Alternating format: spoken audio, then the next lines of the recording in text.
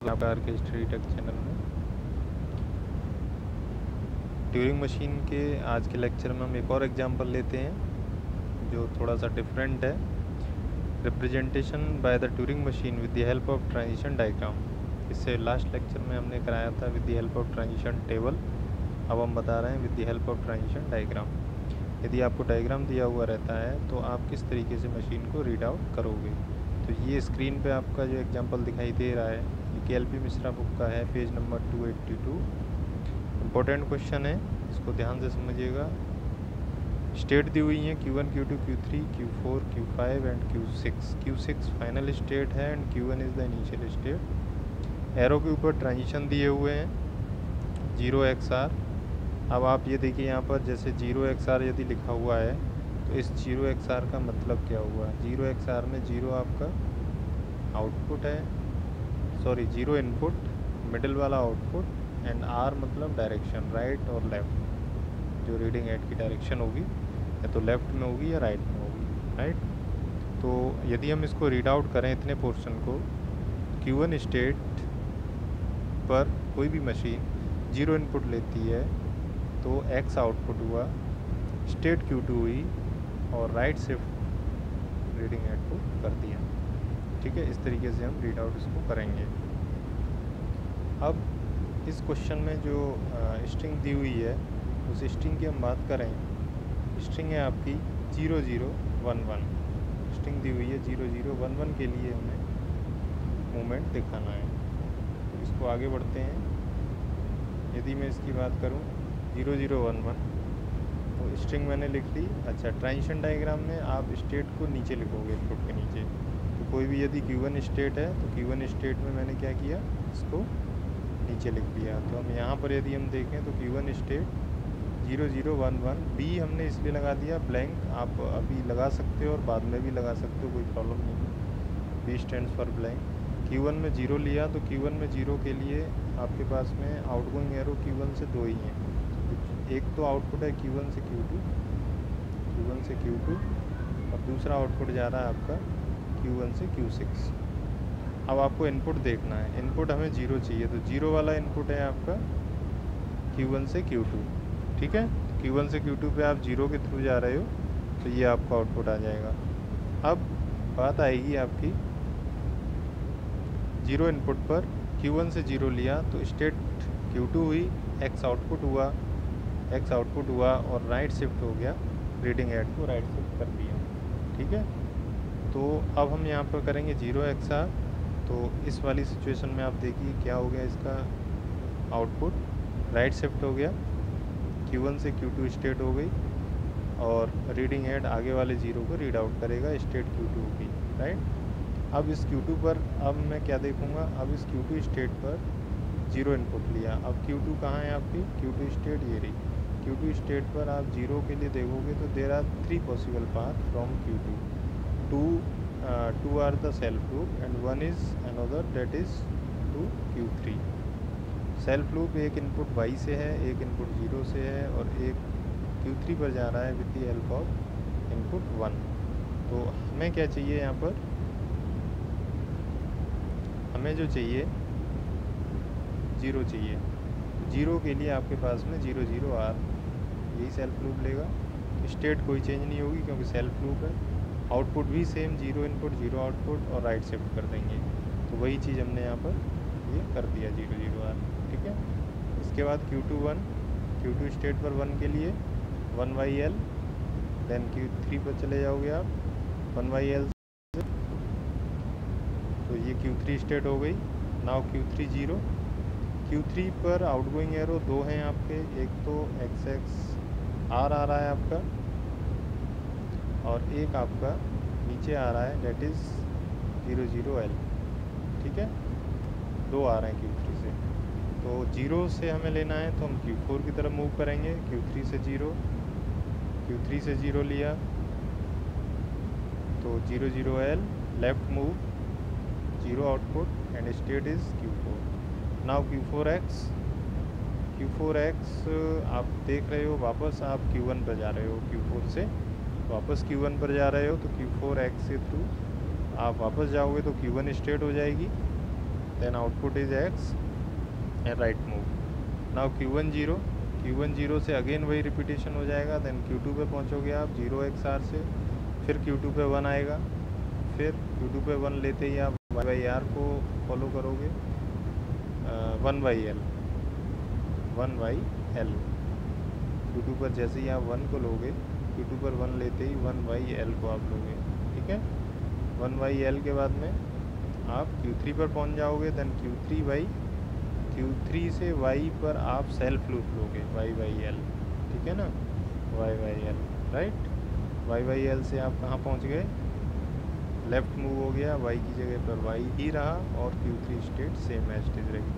इसके बाद Q3x से xxr लिया मैंने, तो xxr से हो जाएगा आपका bxxy/b, देन Q5 पर आप y से सेल्फ लूप लोगे, सेल्फ लूप लोगे हम Q5 पर ही खड़े हुए हैं, देन Q5 पर again y, then again self loop, then Q5 पर b, देन BBR करके आप Q6 पर पहुंच जाओगे लास्ट में, ठीक है ना।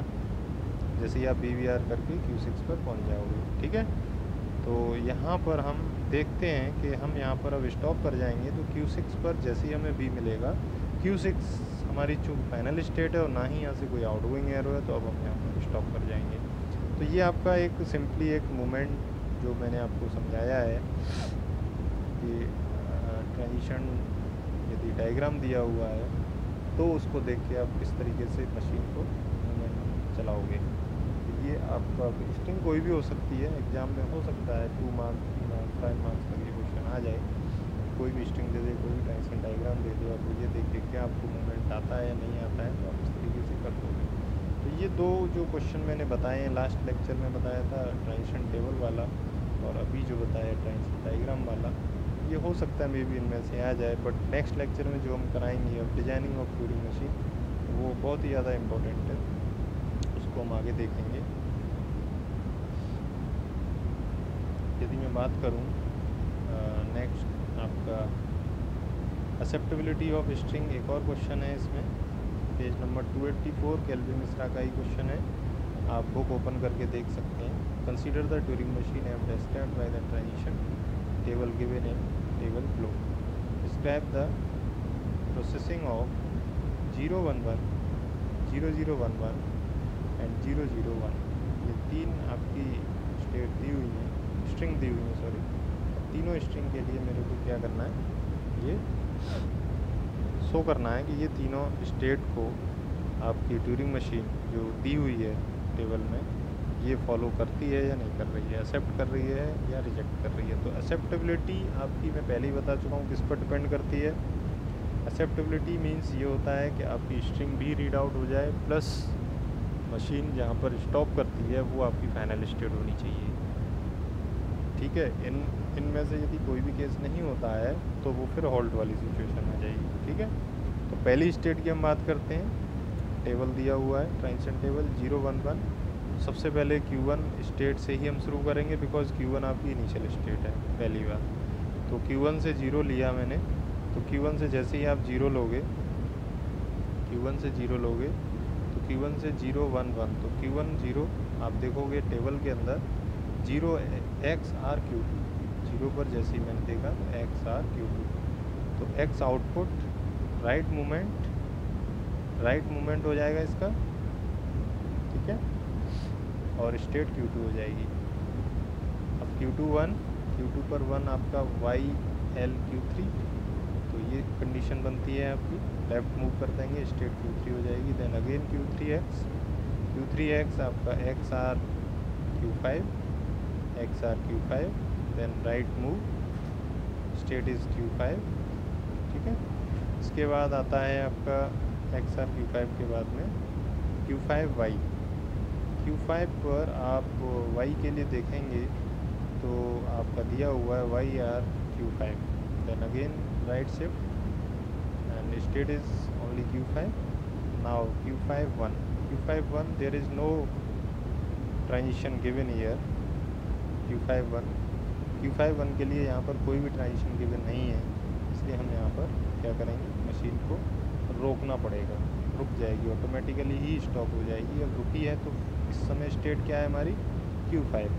जब Q5 स्टेट है, Q5 चूँकि हमारी फाइनल स्टेट तो नहीं है, इसका मतलब ये आपका del Q5, 1 is not defined so machine halt. इसका मतलब क्या हुआ, the string 011 is not accepted by the given Turing machine. ठीक है, इस तरीके से हम चेक करेंगे। इसी तरीके से सेकंड एग्जांपल लेंगे हम स्ट्रिंग का 0011। 0011 को भी हम इसी तरीके से देखते जाएंगे। तो लास्ट में जाके हम देखेंगे कि आपका स्ट्रिंग इसको एक्सेप्ट करेगी, क्योंकि लास्ट में आप जब भी स्टॉप करोगे तो ये Q6 दे रहा है। देखो जैसे ये Q6 देता है, जैसे इसने Q6 दिया यहाँ पर, देखिए Q6 दिया तो Q6 जो फाइनल स्टेट है और स्ट्रिंग भी सारी रीड हो चुकी है, तो ये एक्सेप्ट हो जाएगी।